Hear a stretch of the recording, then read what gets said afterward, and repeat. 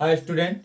पिछली वीडियो में आप पढ़े थे प्रतिरोधों का संयोजन, जो श्रेणी और समांतर दोनों हो गया था। तो आज की आपकी टॉपिक है विद्युत ऊर्जा। आपकी टॉपिक है विद्युत ऊर्जा। ये क्या होता है? जब हम किसी चालक में विद्युत धारा प्रवाहित करते हैं तो चालक का प्रतिरोध धारा के मार्ग में रुकावट उत्पन्न करता है। अतः विद्युत धारा को अपनी तीव्रता बनाए रखने के लिए कुछ अतिरिक्त कार्य करना पड़ता है, और कार्य करने के लिए यह ऊर्जा बैटरी से प्राप्त होती है, जिसे विद्युत ऊर्जा कहते हैं।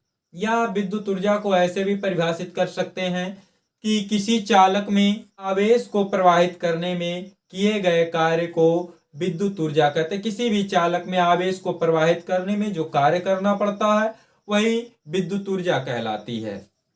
और चालक में ये जो ऊर्जा होती है उष्मा के रूप में व्यय हो जाती है। तो देखते हैं क्या है ये।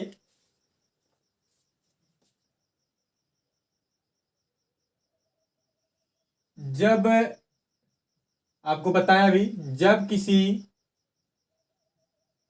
चालक में विद्युत धारा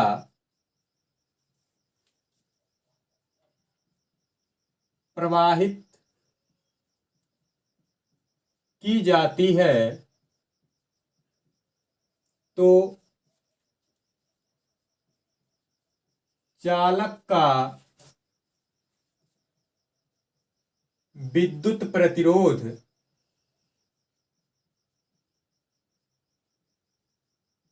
विद्युत धारा के मार्ग में रुकावट उत्पन्न करता है। रुकावट उत्पन्न करता है। अतः विद्युत धारा को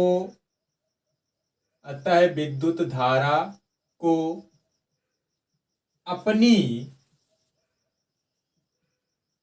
तीव्रता बनाए रखने के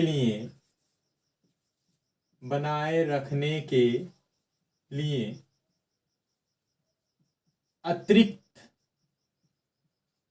अतिरिक्त कार्य करना पड़ता है।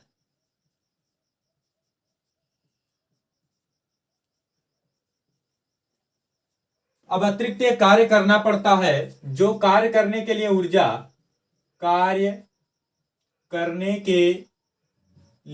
ऊर्जा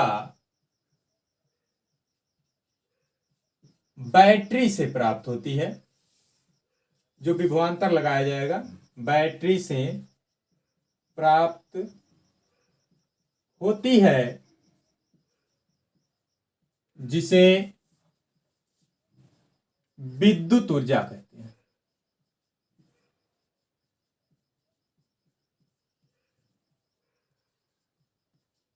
कहते हैं। अब मान लेते हैं, मान लिया किसी चालक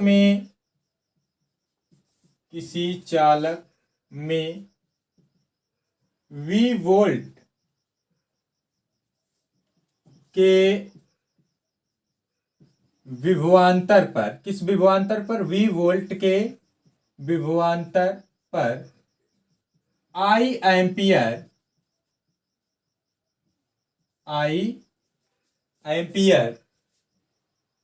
की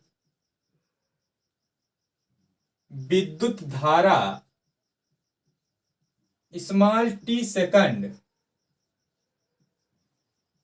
तक प्रवाहित की जाती है। यदि इस समय में प्रवाहित आवेश, जो आवेश प्रवाहित हुआ है, प्रवाहित आवेश Q कूलाम हो, Q कूलाम हो, तब विद्युत ऊर्जा, वही जो कार्य होगा वही विद्युत ऊर्जा W बराबर आपका Q इंटू वी, आवेश गुणे विभवांतर। तो परंतु आप पढ़ चुके हैं कि Q इज इक्वल होता है आई टी, तो इसलिए W इज इक्वल आपका हो जाएगा, V को पहले लिख दे रहे हैं, वी आई टी। ये आपका पहला सूत्र आ गया, समीकरण 1। ये आपका हो गया, समय तो है ही, ये आपका विभवांतर और धारा के संबंध में हो गया। परंतु V इज इक्वल पढ़ चुके हैं आई आर, तो अब यह मान यहां रखेंगे, तो W इज इक्वल क्या आ जाएगा, यहाँ V के स्थान पर आई आर इंटू यहाँ पर आपका है आई टी, तो W इज इक्वल आपका आ गया आई स्क्वायर आर टी। ये दूसरा फार्मूला आ गया ऊर्जा का, समीकरण 2। परंतु पढ़े हैं आई इज इक्वल होता है V अपान आर, इसलिए W इज इक्वल यहाँ पर रखेंगे V square upon R square होगा, आई स्क्वायर की जगह पर आर इंटू टी, तो आर की एक घात कट जाएगी, तो W इज इक्वल आपका हो गया V square T upon R. तो देखिए टी तो सब फार्मूले में है, यहाँ पर ऊर्जा हो गया विभवांतर और प्रतिरोध के पदों में, यहाँ आपका धारा और प्रतिरोध के पदों में, यहाँ पर विभवांतर और धारा के पदों में। तो अतः यहाँ इकट्ठा लिख दे रहे हैं, अतः विद्युत ऊर्जा जो आया आपका आया W is equal V I T, और ये फिर आया आई स्क्वायर आर टी, और आया V square T by R. ये आपका रहेगा जूल में, ऊर्जा का मात्रक आपका जूल, ठीक है, ये आपका हो गया। परंतु आपको बताएं कि यह जो ऊर्जा होती है, परंतु यह ऊर्जा चालक में, जो चालक है, चालक में